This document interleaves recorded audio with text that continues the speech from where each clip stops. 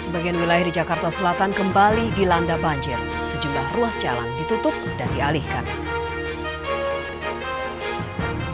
Dampak melambungnya harga beras semakin dirasakan. Wilayah dengan warga miskin yang tidak lagi bisa makan nasi semakin meluas.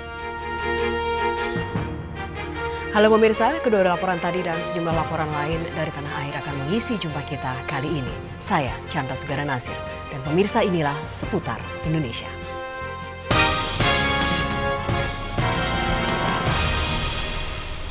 Meski di sebagian besar wilayah Jakarta banjir sudah mulai surut, namun genangan air setinggi paha orang dewasa terjadi di kawasan Walter Monginsidi Kebayoran Baru, Jakarta Selatan, Sabtu pagi. Hingga sore ini dilaporkan genangan air masih belum surut, bahkan justru semakin tinggi.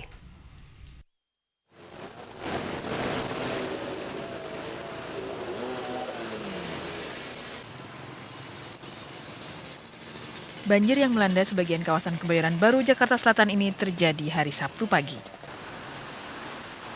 Sebagian ruas jalan di kawasan Jalan Walter Monginsidi, Kapten Tendean dan sekitar Mampang nampak terendam air hingga sepinggang orang dewasa.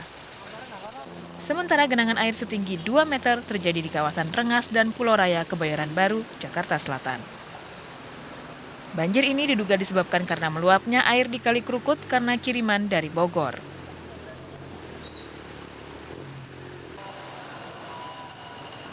Selain merendam jalanan, banjir juga merendam ratusan rumah di kawasan Pulau Raya dan Kampung Sawah, serta kawasan di sepanjang Jalan Walter Monginsidi dan Kapten Tendean.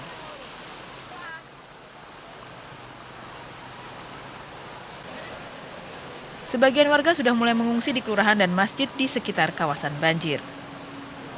Akibat banjir yang terjadi hari Sabtu ini, jalur lalu lintas dari arah Blok M menuju Pancoran dan sebaliknya terhambat. Dani Setiadarma dan Rustam Harahap melaporkan.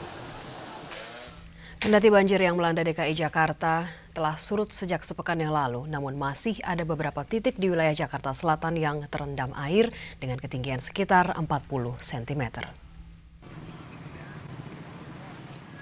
Kemacetan di jalan tol TB Simatupang, Jakarta Selatan ini dikarenakan banyak kendaraan roda 4 yang menghindari banjir di jalan arteri di samping Departemen Pertanian. Genangan air setinggi 40 cm ini akibat hujan yang terjadi Jumat kemarin dan meluapnya Kali Cisarua. Sejak pukul 10 pagi, arus lalu lintas kendaraan roda 4 yang melalui jalan TB Simatupang ke arah Ragunan dan Pondok Indah dialihkan ke jalan tol demi keselamatan pengguna jalan. Untuk mempercepat surutnya genangan air, warga sengaja membongkar dan melebarkan saluran air di samping jalan tol. Rianto Wicaksono melaporkan. Pemirsa, wabah demam berdarah di Banjarmasin, Kalimantan Selatan kembali merenggut korban jiwa. Hingga saat ini jumlah total korban tewas akibat demam berdarah di Kalimantan Selatan telah mencapai 7 orang. Suasana duka menyelimuti rumah keluarga Afrizal dan Mona Sabtu pagi. Anak kedua mereka, yakni Muhammad Yudi Afrizal, 8 tahun, meninggal dunia akibat terserang demam berdarah. Korban sejak Rabu dirawat di Rumah Sakit Sari Mulia, Banjarmasin.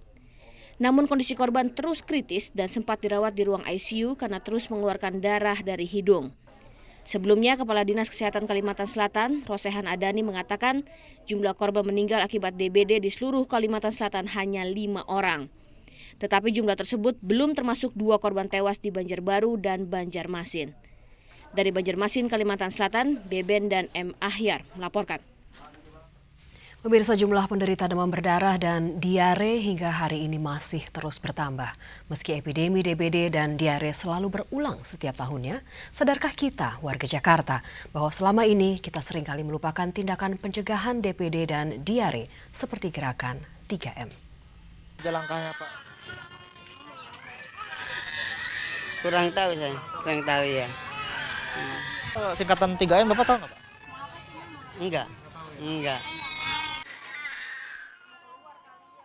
Ketidaktahuan inilah yang menjadi salah satu penyebab tingginya angka penderita diare dan demam berdarah, khususnya di Jakarta.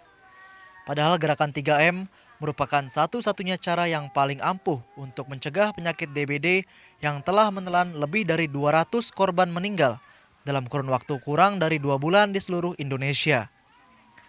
Sementara diare bisa dicegah dengan cara selalu menjaga kebersihan tubuh dan lingkungan. Keluarga Rusianto hanya salah satu dari 304 pasien diare di Rumah Sakit Koja, Jakarta Utara. Anak mereka Arya yang baru berusia 9 bulan tak mengerti apa yang menimpa dirinya. Setelah terus-menerus buang air 5-10 kali per hari, ia hanya bisa menangis di pelukan ibunya. Jika saja keluarga Suryanto sudah mengetahui cara-cara mencegah penyakit diare, mungkin saja penyakit Arya tidak separah ini. Cara sederhana yang bisa dilakukan untuk mencegah diare adalah dengan menjaga kebersihan tubuh seperti cuci tangan sebelum makan, memakai sandal atau sepatu saat keluar rumah, mencuci sayuran sampai bersih sebelum dimasak, dan memasak makanan sampai benar-benar matang. Juga penting untuk mencegah bakteri masuk ke dalam tubuh. Bagi ibu menyusui disarankan agar jangan memakan makanan pedas dan asam. Serta makanan tambahan bagi balita sebaiknya diberikan setelah berumur 6 bulan. Sementara untuk mencegah penyakit demam berdarah, gerakan 3M yaitu menguras bak mandi dan kolam, menutup penampungan air, dan mengubur barang-barang bekas tak terpakai merupakan cara yang paling ampuh. Tapi sayangnya pentingnya gerakan 3M nampaknya tidak disadari oleh kebanyakan warga Jakarta. Bahkan masih banyak yang belum tahu apa itu 3M. Apa itu gerakan 3M? Nggak tahu. 3M itu kan menguras, bak mandi, menutup, dan juga membuang sampah, mengubur sampah. Kalau selama ini buang sampah di mana, Bu? Kali. Pernah melakukan gerakan 3M itu, Bu? Belum pernah. Belum, paling dikasih itunya doang aja buat kamar mandi. Apa namanya, kayak macam bubuk. Udah itu doang dikasih. Kita Mengubur barang-barang bekas sampah-sampah? nggak pernah. Nah, juga seperti barang-barangnya berguna dikubur, ya, terus bak mandi ditutup, genang-genangan air di. Kalau seminggu berapa kali, Bu, nguras bak mandi? Taruhlah sebulan. Menjaga kebersihan saluran air, bak mandi atau kolam, dan menjaga agar air tetap mengalir juga harus dilakukan untuk mencegah penyakit demam berdarah. Pemirsa, ternyata masih banyak warga yang belum mengerti betapa pentingnya mencegah penyakit demam berdarah dengan gerakan 3M. Begitu pula dengan diare. Kebersihan rumah dan sanitasi masih banyak dinomorduakan.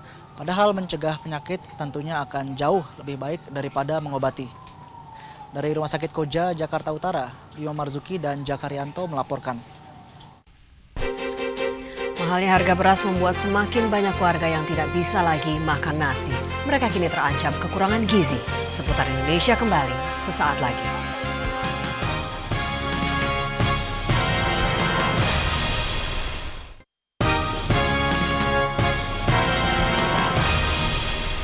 Melambungnya harga beras membuat warga miskin tidak punya pilihan lain untuk memenuhi kebutuhan makan sehari-hari. Warga yang makan singkong, gaplek, ataupun jagung semakin bertambah dengan sebaran wilayah yang juga semakin meluas.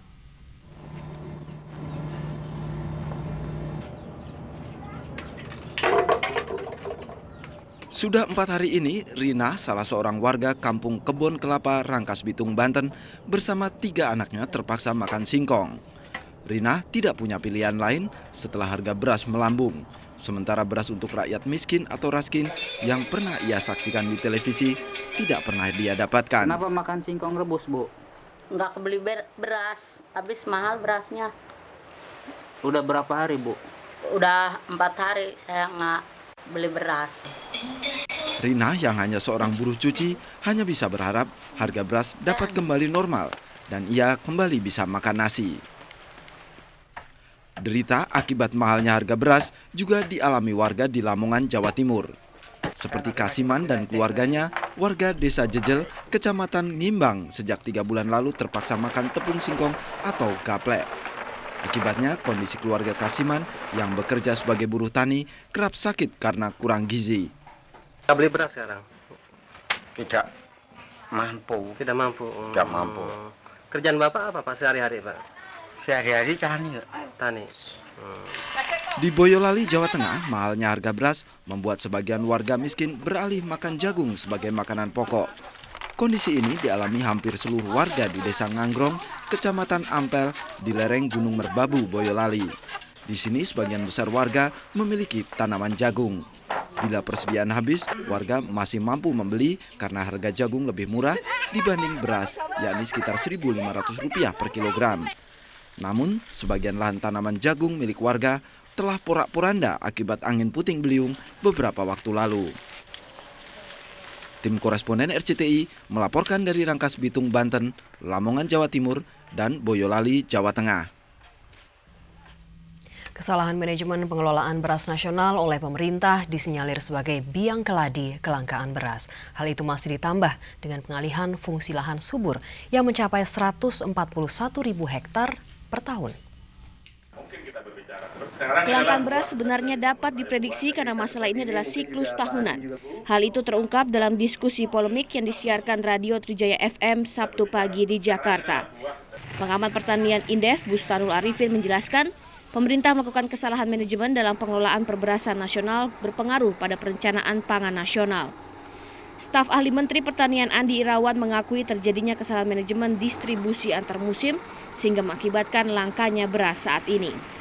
Tapi masalahnya ketika surplus yang lalu itu, harga gabah di tingkat petani itu di atas harga HPP. Jadi Bulog mengatakan kalau demikian mereka tidak bisa beli, karena mereka hanya bisa membeli kalau harga di tingkat petani itu di bawah HPP. Ya. Nah, karena mereka tidak bisa membeli, ya jadi stok itu tidak bisa diisi maksimal kan? Selain kesalahan manajemen, banyak faktor-faktor lain yang mengakibatkan langkanya beras seperti ego sektoral di kalangan departemen-departemen terkait. Pengalihan fungsi lahan juga menjadi sebab berkurangnya produksi beras nasional. Menurut data Balai Penelitian Tanah dan Agroklimat, setiap tahunnya 141.000 hektar lahan subur dikonversi menjadi pusat industri, perumahan, bahkan lapangan golf. Amalia Kartika dan Jose Rizal melaporkan. Fungsionaris DPD PDIP Maluku Utara dipukul dan diceburkan ke laut oleh sesama kader PDIP. Saksikan laporan selengkapnya sesaat lagi hanya di Seputar Indonesia.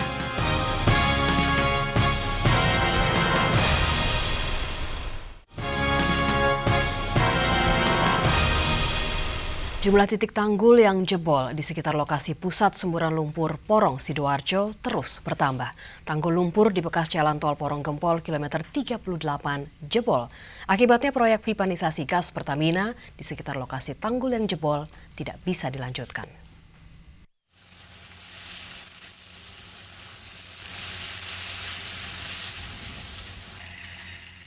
Luapan lumpur panas dengan suhu sekitar 100 derajat Celcius ini mengalir deras ke arah perumahan Tanggulangin Anggun Sejahtera dan memutus aktivitas proyek pipanisasi gas Pertamina di Sidoarjo, Jawa Timur.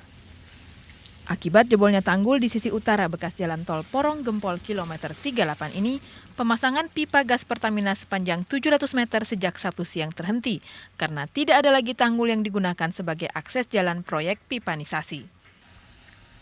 Sejumlah pekerja dari Pertamina menyayangkan sikap Timnas Penanggulangan Lumpur yang terkesan lamban dalam menutup tanggul yang jebol.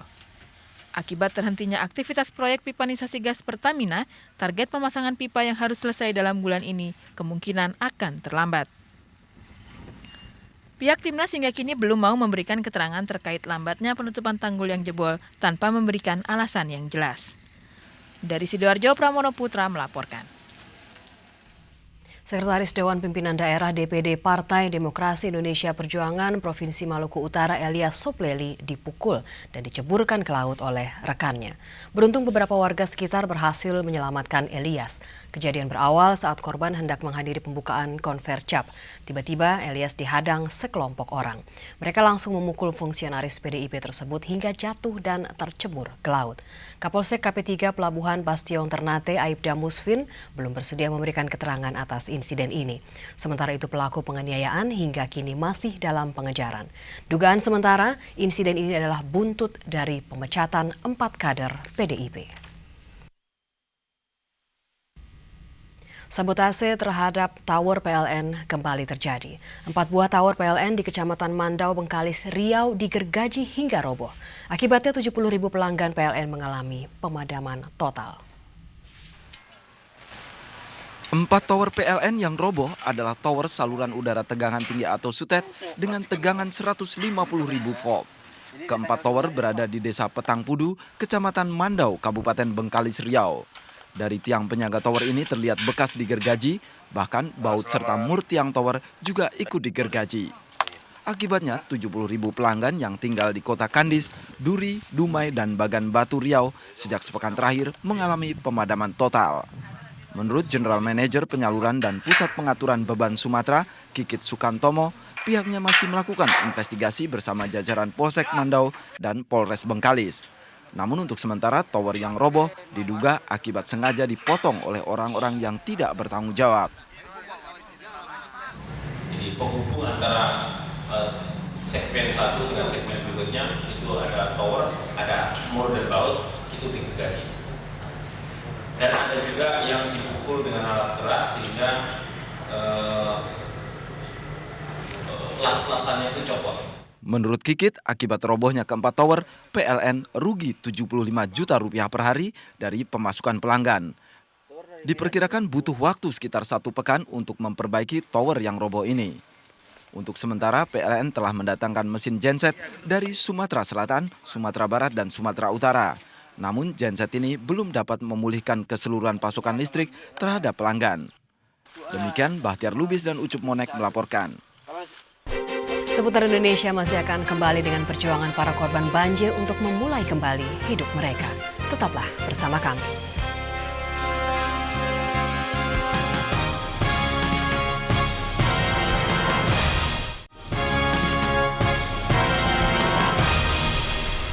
Dua minggu sudah berlalu sejak banjir besar melanda wilayah Jakarta dan sekitarnya. Namun hingga saat ini sekitar 200 korban banjir masih mengungsi di Jalan Lapangan Bola Cawang, Jakarta Timur. Meski hidup dalam keterbatasan, mereka tidak kehilangan semangat untuk terus beraktivitas.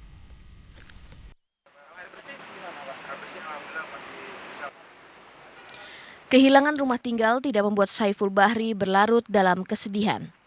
Semangat untuk melanjutkan hidup dan bekerja demi menafkahi keluarga terus menyala meski dalam kondisi seadanya.